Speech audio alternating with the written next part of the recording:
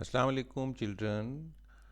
आज we will start chapter number 3 which is human health।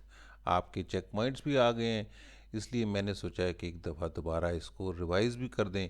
Human health वाला जो chapter है, इसमें हम कोशिश करेंगे कि सबसे पहले तो हम समझें कि what is human health. Human health होती क्या है, इंसान की सेहत क्या होती है। तो let's go to your next page.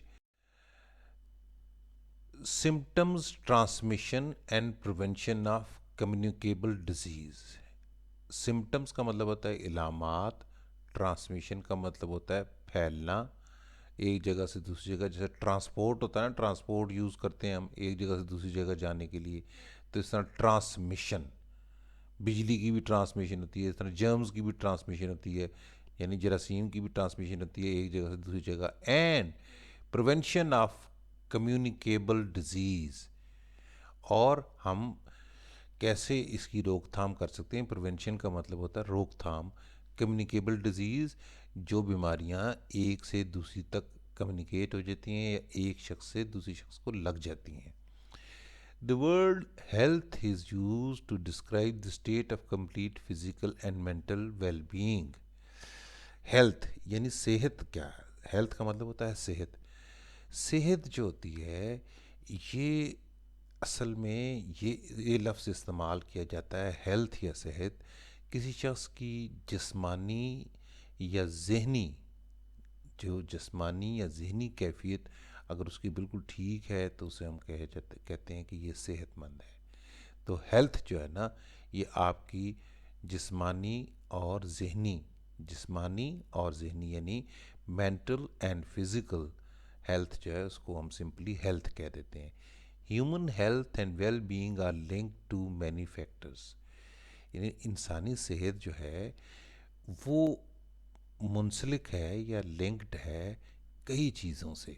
जैसे द फूड वी ईट, जैसे हम जो खाना खाते हैं, द वाटर वी ड्रिंक, जो पानी हम पीते हैं, and the air we breathe, जो हम सांस जिस आबो हवा में लेते हैं, and the environment in which we live, और जो हमारे इर्द गिर्द के हालात हैं, जो एनवायरनमेंट है जिसमें हम रहते हैं। यानी या भी आप डिटेल में आगे पढ़े होंगे, पर थोड़ा सा मैं आपको बताता जाता हूँ ना कि देखिए इंसान की सेहत जो है उसका इन्हिसार चार चीज़ों पे है।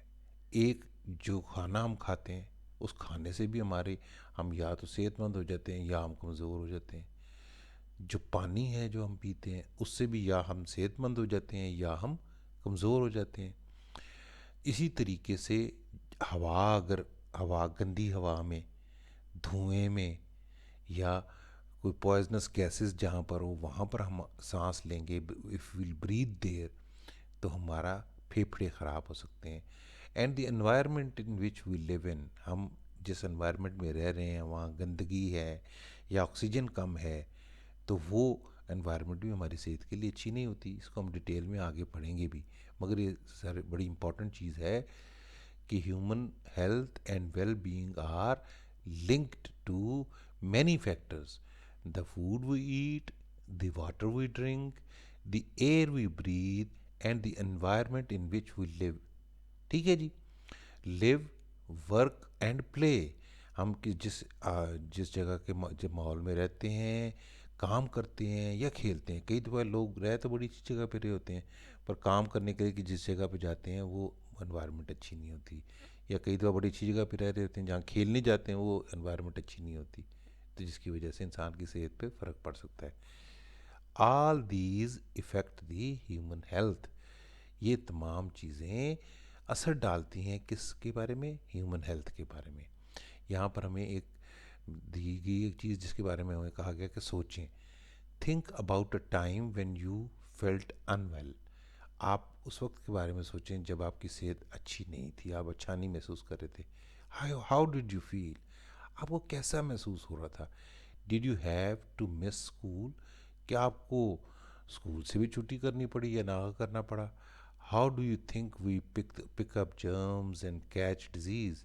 आपके ख्याल से हम जरासीम जो है हमारे अंदर कैसे चले जाते हैं या हमें बीमारियां कैसे लग जाती हैं? Discuss with classmate and share the class. यानी आप अपने क्लासमेट्स के साथ भी डिस्कस कर सकते हैं। तो कि जी आपको बीमारियां कैसे लग सकती हैं, या या आपको जो है जरासीम आपके अंदर कैसे चले जाते हैं, इसके बारे में सोचें आप ज़रा। ठीक है, तो इस दौरान हम आगे चलते हैं। डिजीज़ एंड सिम्टम्स, बीमारियां और उनकी इलामात। डिजीज़ एंड सिम्टम्स यानी बीमारियां और उनकी इलामात। How do you know that you are healthy? आपको कैसे पता है कि भाई आप हेल्दी हैं? Below are the traits of some who is healthy. कुछ नीचे खसूसियात बयान की गई हैं उनकी जो कि सेहतमंद होते हैं। सेहतमंद लोग क्या कहते हैं कि जी हैज़ ए गुड एपिटाइट, उनको अच्छी भूख जो खूब लगती है। एपिटाइट का मतलब होता है भूख, उसको अच्छी भूख लगती है। Is able to study well, अच्छी तरह से पढ़ लिख सकता है। ठीक है। Has the energy to work hard, और उसके पास इतनी ताकत होती है कि सख्त काम भी कर सके। एन्जॉयज़ प्लेइंग एंड एक्सरसाइजिंग, और आपको अगर खेलने में और एक्सरसाइज करने में मज़ा आ रहा है तो आप सेहतमंद हैं। इंटरेक्ट्स विद पीपल, और लोगों के साथ गपशप लगाने में मज़ा आ रहा है, लोगों के साथ मिलने में मज़ा आ रहा है, तो इसका मतलब आप सेहतमंद हैं। स्लीप्स वेल, आप अगर अच्छी तरीके से नींद आती है आपको, उसका मतलब आप सेहतमंद हैं। विजिट्स द टॉयलेट रेगुलरली, आप टॉयलेट अगर प्रॉपर तरीके से जाते हैं। अगर आपको कॉन्स्टिपेशन हो जाती है तो फिर आप एक दो दिन टॉयलेट नहीं जाते, या आपको फिर मोशंस जो है नहीं आ रहे ठीक टाइम पे, तो इसका मतलब है कि आप सेहतमंद नहीं हैं। Has clear skin and fresh breath, आपकी स्किन जो है बिल्कुल साफ, उसमें दाने छाने कोई नहीं है, और आपके सांस में से बदबू भी कोई नहीं आ रही।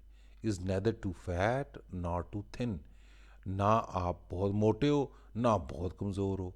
डजेंट फील टायर्ड ईजीली, आसानी से आप थका थका सा नहीं महसूस करते। ठीक है जी। ये जो सारी चीज़ें हैं कि हमने देखी कि जी ये किसी शख्स में अगर हों तो वो हम उसको कहते हैं ये सेहतमंद है, कि यानी he has a good appetite, he is able to study well, has the energy to work hard, enjoys playing and exercising, interacts with people, sleeps well, visits the toilet regularly, has clear skin and fresh breath, is neither too fat nor too thin, doesn't feel tired easily।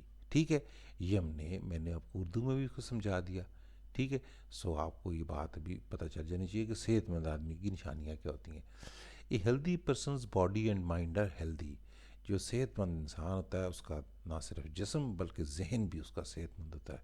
However sometimes you may suddenly gate A headache, a cold or a cough and find you are no longer healthy। मगर कई दफ़ा ऐसे होता है कि अचानक से आपको खांसी आने लग जाती है, सर में दर्द होने लग जाती है, या सर्दी लगने लग जाती है।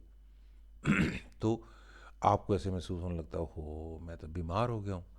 You may feel weak and be unable to study work और प्ले प्रॉपरली, आपको हो सकता है कि बड़ी कमज़ोरी महसूस हो और आप पढ़ने में खेलने में मुश्किल महसूस करें। ठीक है। द हेडेक्स और the cold are symptoms that tell you that something is not right. आपके सर में अगर दर्द हो या आपको सर्दी लग रही हो, तो सिम्टम्स का मतलब क्या होता है? इलामात, ये निशानियां हैं किस चीज़ की, कि कुछ चीज़ गड़बड़ है, एंड यू आर अनवेल, और आप ठीक नहीं हैं। Symptoms are something that you feel like a pain or a sore throat, and you can describe them to your parents or a doctor। ये इलामात जो होती हैं ये क्या होती हैं कि आप जिन चीज़ों को महसूस करते हैं, ठीक है, इनको बोलते हैं क्या? इलामात। ठीक है। तो इलामात वो होती हैं जो जैसे कोई दर्द होती है या आपका गला दुख रहा होता है, तो ये चीज़ें जो है ना, सिम्टम्स उनको बोलते हैं जो आप डॉक्टर को बता सकते हैं कि जी मेरे सर में दर्द हो रही है, या मेरा गला ख़राब है, मेरे पेट में दर्द है, या मुझे ज़ुकाम हो रहा है। ठीक है, या मेरी आंखों में दर्द है। ये होती हैं क्या? सिम्टम्स। किसी बीमारी की ये इलामात होती हैं। इससे पता चलता है कि हमारी कुछ मसला है। फिर डॉक्टर देख के हमें बता सकता है कि भाई अल्लाह ना करे कि आपको कोई मसला है, जो क्या बता रहा है। जैसे देखें यहाँ पर doctor is checking a child's temperature, यानी जो डॉक्टर है एक बच्चे का थर्मामीटर से क्या उसका टेम्परेचर चेक कर रहा है। When an organ, A body part or the entire body is no longer in a healthy condition, you are suffering from a illness or a disease, जब व्हेन एन ऑर्गन, यानी कोई इंसान का कोई जिस्म का अंदर का जो ऑर्गन है या उज़्व है या कोई जिस्म का कोई हिस्सा या तमाम जिस्म जो है ना, अगर they are no body is no longer in healthy conditions, यानी हेल्दी कंडीशन में नहीं अगर होता कोई जिस्म का कोई हिस्सा या कोई पूरे जिस्म, तो आपको क्या महसूस होता है? आपको बीमार बीमार सा महसूस होते हैं और आपको बीमारी महसूस होती है, इलनेस और a disease. Your body can not function properly and you feel sick. Every disease has symptoms, यानी your body can not function properly, यानी आपका जिस्म प्रॉपर तरीके से काम नहीं कर सकता, एंड यू फील सिक, और आपको बीमारी सी बीमार बीमार से महसूस होते हैं। एवरी डिजीज़ हैज़ सिम्टम, हर बीमारी की कुछ अलामात होती हैं, हर बीमारी की अलग अलग भी अलामात होती हैं। अच्छा, अब यहाँ पर वोकेबलरी में देखें, सिम्टम्स का मैंने बताएंगे, a physical feature that is regarded as indicating a condition of disease, यानी अगर जो ये इलामत होती है या निशानी होती है हर चीज़ की, किसी का सर में दर्द हो रहा है या कान में दर्द हो रहा है या आँख में दर्द हो रहा है या दांत में दर्द हो रहा है, तो ये क्या होता है? सिम्टम होता है कि आपके दांत में मसला है, आपकी आँख में मसला है, या आपके कान में मसला है, या आपके गले में मसला है, तो ये सिम्टम कहलाती हैं, जहाँ पर दर्द या पेन या कोई आपको अजीब सा महसूस हो रहा होता है। ठीक है, तो डिजीज़ का भी लिखा हुआ है कि व्हेन एन ऑर्गन और ए बॉडी पार्ट और the entire body is no longer in a healthy condition.